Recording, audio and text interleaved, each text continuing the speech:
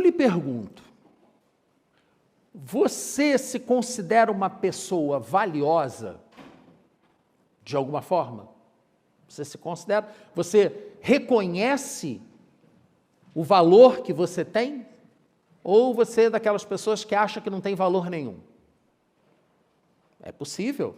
Há pessoas que não conseguem encontrar valor em si mesmas. Existem.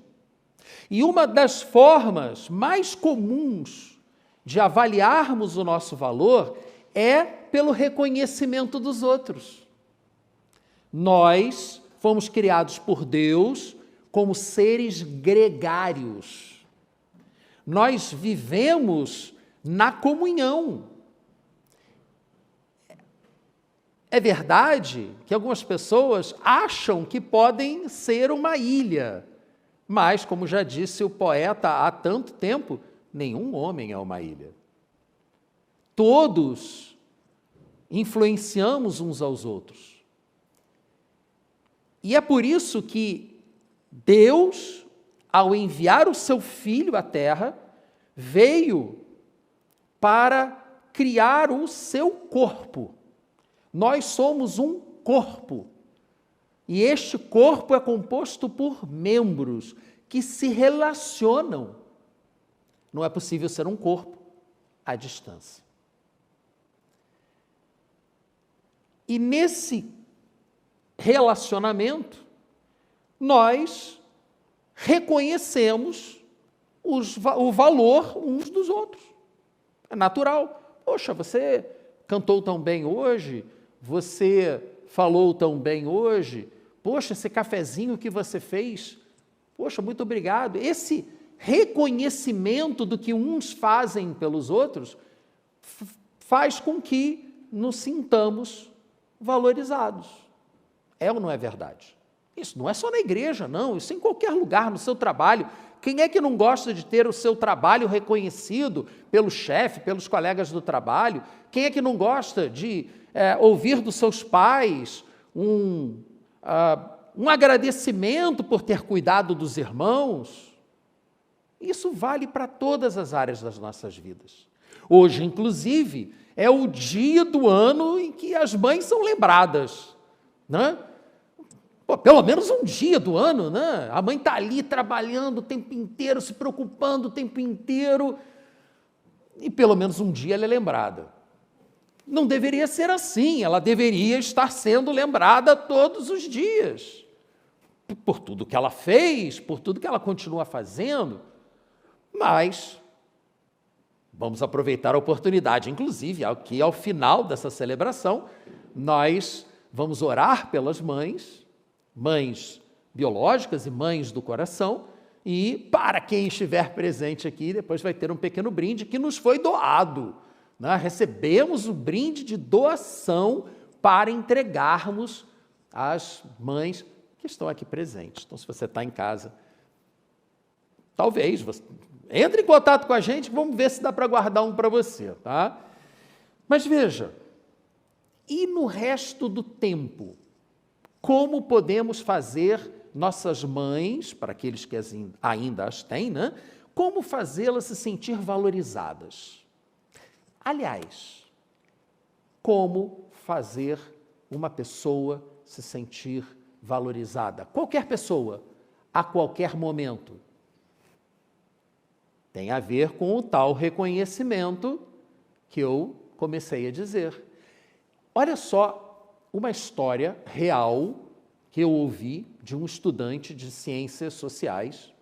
Não tenho certeza se era sociologia, mas eu creio que a matéria dele, a disciplina, né, da graduação dele era sociologia. E ele precisava fazer um trabalho de campo, um estudo sociológico do relacionamento dos alunos e dos professores com os funcionários da faculdade.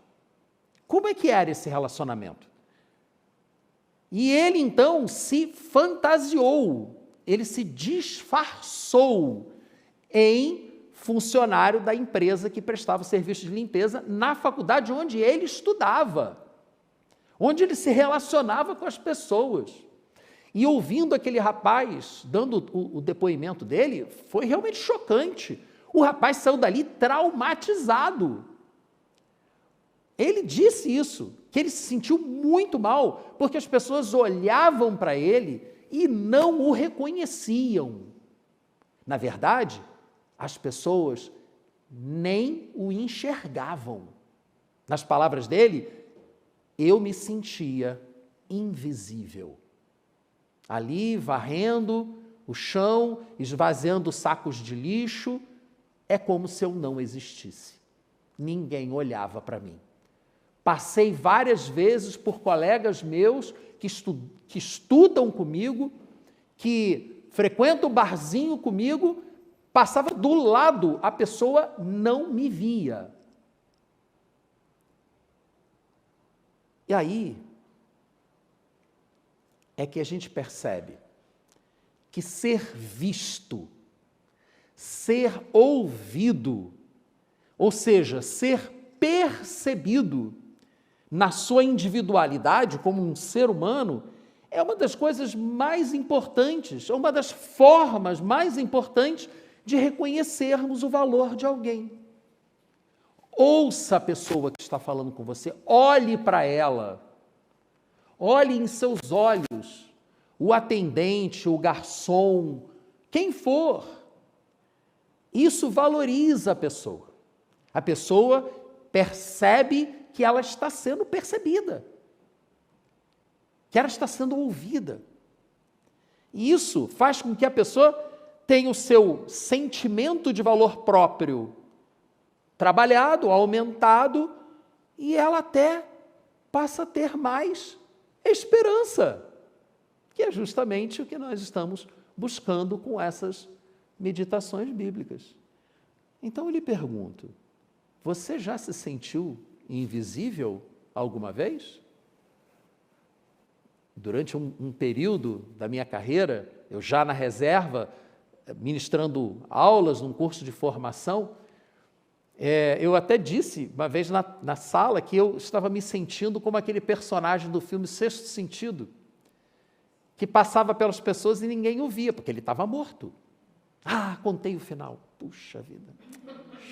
Estraguei. O cara estava morto, ele passava pelas pessoas, as pessoas não reagiam à presença dele, porque ele não estava lá. Não estava lá, só o garotinho que conseguia enxergá-lo, porque justamente o garotinho enxergava a gente morta. E eu disse para os meus alunos, futuros oficiais, eu estou me sentindo como aquele personagem. Ah, por que, comandante? Por quê? Porque eu passo por vocês, ninguém me fala, ninguém me vê, ninguém me cumprimenta. É como se eu não existisse. De repente eu morri e não estou sabendo, e a minha pena é ficar aqui dando aula para um monte de gente que não me ouve. Aí todo mundo riu e tal, e continuou não falando comigo. É o problema das gerações, né? Se você já se sentiu invisível, a vida dessa personagem bíblica tem a ver com você. Abra sua Bíblia em Gênesis capítulo 16. Nós leremos essa passagem chamada de o nascimento de Ismael, que vai do versículo 1 ao 14. Ora, Sarai, mulher de Abrão, sim, ainda era Sarai, Abrão, não eram ainda Sara e Abraão, os nomes deles foram mudados logo 2 capítulos depois. Sarai, mulher de Abrão, não lhe dera um filho. Como tinha uma serva egípcia chamada Agar, disse a Abraão, já que o Senhor me impediu de ter filhos, possua a minha serva, talvez eu possa formar família por intermédio dela, por meio dela. Abrão atendeu a proposta de Sarai. E quando isso aconteceu, já fazia 10 anos que Abrão, seu marido, vivia em Canaã. Foi nessa ocasião que Sarai, sua mulher, entregou sua serva egípcia Agar a Abrão. Versículo 4. Ele possuiu Agar e a engravidou. O cara realmente não era estéril, era a mulher dele que era estéril. Confirmado. Quando se viu grávida, Agar começou a olhar com desprezo para sua senhora. E então Sarai disse a Abrão: caia sobre você a afronta que venho sofrendo. Coloquei minha serva em teus braços, e agora que ela sabe que engravidou, despreza-me. Que o Senhor seja juiz entre mim e você. Respondeu Abrão a Sarai: sua serva está em suas mãos, faça com ela o que achar melhor. Então Sarai tanto maltratou Agar, que esta acabou fugindo. Versículo 7. O anjo do Senhor encontrou Agar perto de uma fonte no deserto, no caminho de Sur, e perguntou-lhe: Agar, serva de Sarai, de onde você vem? Para onde você vai? Respondeu ela: estou fugindo de Sarai, a minha senhora. Mas disse-lhe então o anjo do Senhor: volte à sua senhora e sujeite-se a ela. E disse mais o anjo: multiplicarei tanto os seus descendentes, que ninguém os poderá contar. E disse-lhe mais: você está grávida e terá um filho, e lhe dará o nome de Ismael, que significa Deus ouve. Porque o Senhor a ouviu em seu sofrimento. Ele, será como um jumento selvagem. Sua mão será contra todos e a mão de todos contra ele. E ele viverá em hostilidade contra todos os seus irmãos. E este foi o nome que ela deu ao Senhor que lhe havia falado: tu és o Deus que me vê. Pois dissera: teria eu visto aquele que me vê? E por isso o poço que fica entre Cádiz e Berebe foi chamado Beer Laai Roi, o poço daquele que vive e me vê. Olha que coisa fantástica. Você não é Agar, mas você também precisa se sentir visto e ouvido. Você, que é mãe, muitas vezes pode passar por essa sensação de que está ali trabalhando, fazendo, se desdobrando, e vó, que é mãe ao quadrado, né? Também, e não vê retorno, não vê reconhecimento. Deus está vendo. Não há absolutamente nada que você possa fazer que Deus não veja.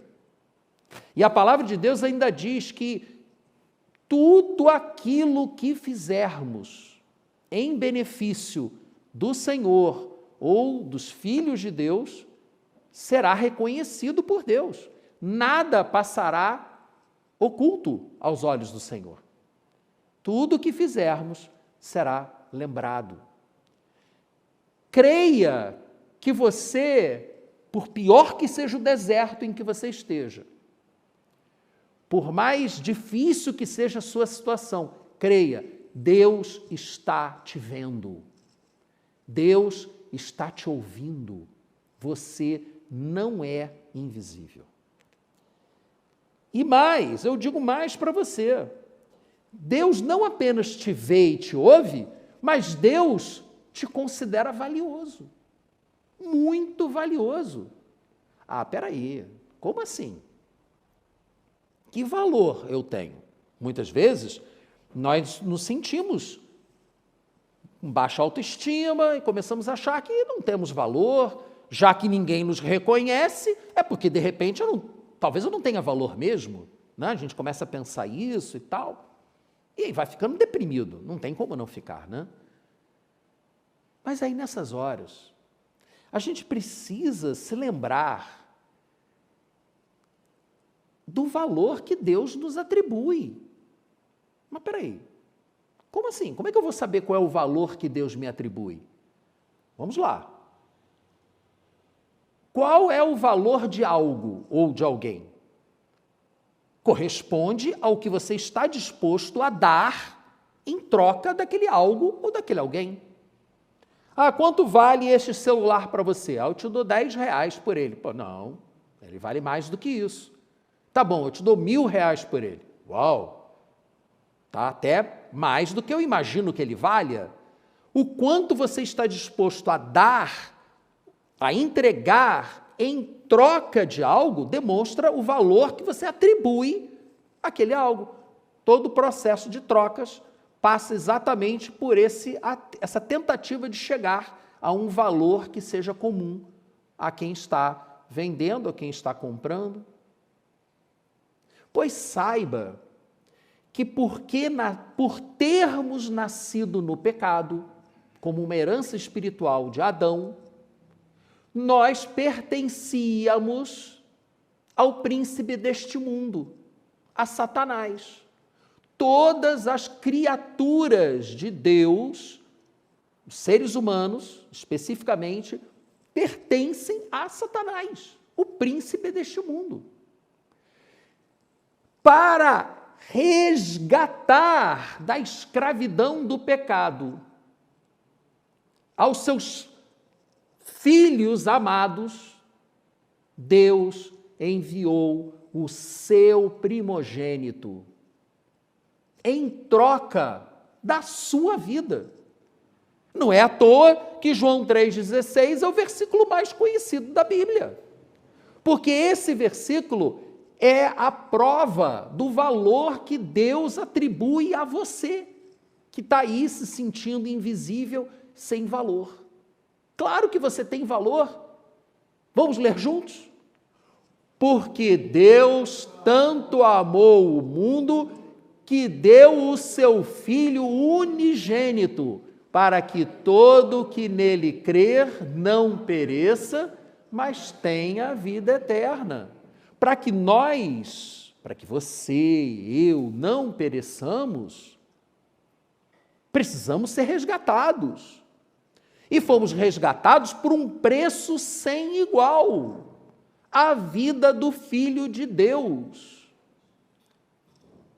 Esse é o valor que nós temos, de um Deus atribuído por um Deus que nos vê e que nos ouve. Por isso é que eu posso dizer para você que essa é a maior prova do valor que nós temos, que você tem. Deus te vê, Deus te ouve, Deus enviou o seu próprio Filho unigênito para morrer por você, para resgatar a sua vida e trazer você para uma comunhão com Ele. Agora, não adianta nada nós crermos que Jesus morreu por nós e não começarmos a partir daí a construir uma relação com o nosso Pai. Que sentido é este? Ser resgatado da escravidão do pecado e continuar no pecado. E continuar na carne, vivendo pela carne ao invés de viver pelo Espírito. Não faz sentido isso. Não faz nenhum sentido.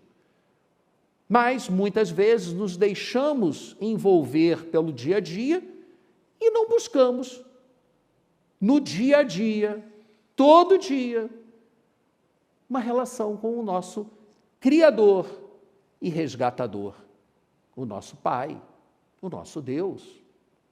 E aí achamos estranho por começarmos a nos sentir sem valor. Claro, porque o nosso valor vem da nossa relação com Deus. É na nossa relação com Deus que o nosso valor sobressai. Nós, assim, passamos a espelhar aquilo que o nosso irmão mais velho é, Jesus Cristo. Talvez você esteja passando por um momento de fragilidade emocional, Talvez você não esteja conseguindo se sentir valorizado, quase como se estivesse se sentindo invisível, mas não deixe de crer no amor de Deus por você. Não deixe de crer que Deus te considera valioso. Mas vejam, você até quer acreditar nisso, mas se o deserto que você está enfrentando está pesado demais, você duvida. Bom, mas se Deus realmente me amasse, não deixaria que eu ficasse num deserto desse. Mas vamos voltar a Agar, porque a mesma Agar, que grávida, foi expulsa pela sua senhora, mas foi alcançada pelo anjo do Senhor, e ela ficou espantada, porque Deus, o Deus do seu senhor, Abrão, a ouvia.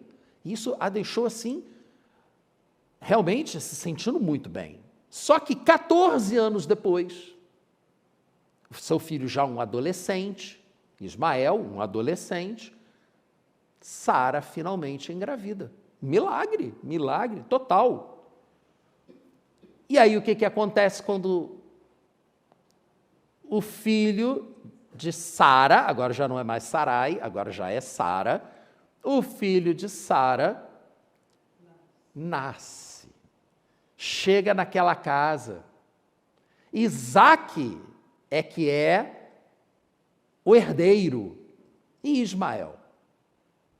Ismael, como todo bom adolescente, resolveu zoar do irmãozinho. E, como nós veremos, Gênesis, capítulo 21. Abra sua Bíblia.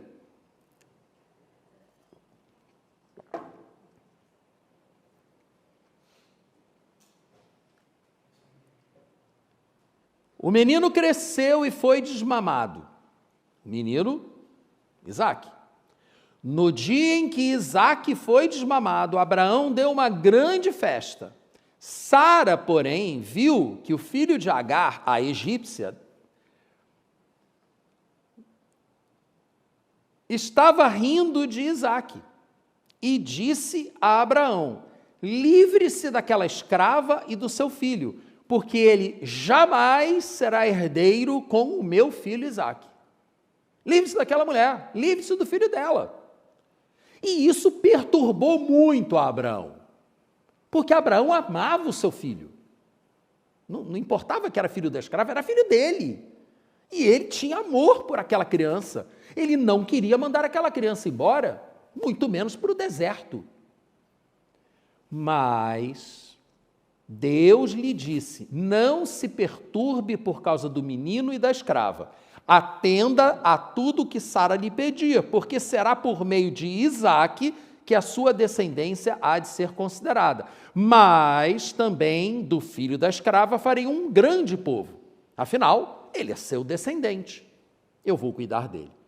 Você está preocupado porque é seu filho? Eu não sou seu amigo? Né? Abraão é o homem que Deus chamou de amigo. Abraão, meu amigo. Abraão, como amigo de Deus, recebeu de Deus essa promessa: atenda a sua mulher. Realmente, Isaque é que será o herdeiro. É por ele que virá a salvação para todas as tribos e nações.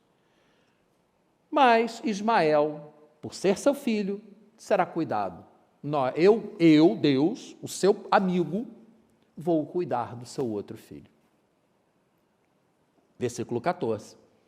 Na manhã seguinte, Abraão pegou alguns pães, uma vasilha de couro cheia d'água, entregou-os a Agar e, tendo-os colocado